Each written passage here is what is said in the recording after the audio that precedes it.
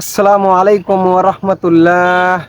আল্লাহ তাআলা বলেন, ইয়া আইয়ুহাল্লাযীনা আমানু কু আনফুসাকুম ওয়া আহলিকুম নার ওয়া কুদুহান নাস ওয়াল হিজার।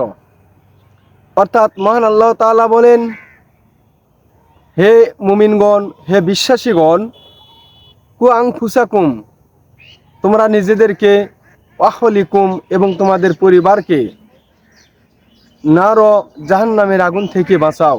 ওয়াকুদুহান নাস ওয়াল হিজার, যার ইন্ধন হবে, জ্বালানি হবে মানুষ ও পাথর।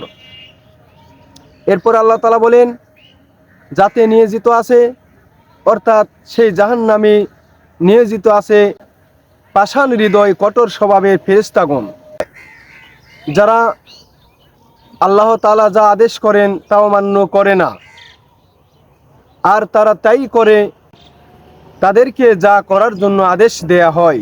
নিজেদেরকে বাঁচাতে হবে এবং নিজেদের পরিবারকেও বাঁচাতে হবে সেই জাহান্নামের কঠিন আগুন হতে, শাস্তি হতে। হে আল্লাহ, আমাদের সকলকেই জাহান্নামের আগুন থেকে, আযাব থেকে হেফাজত করো, আমিন।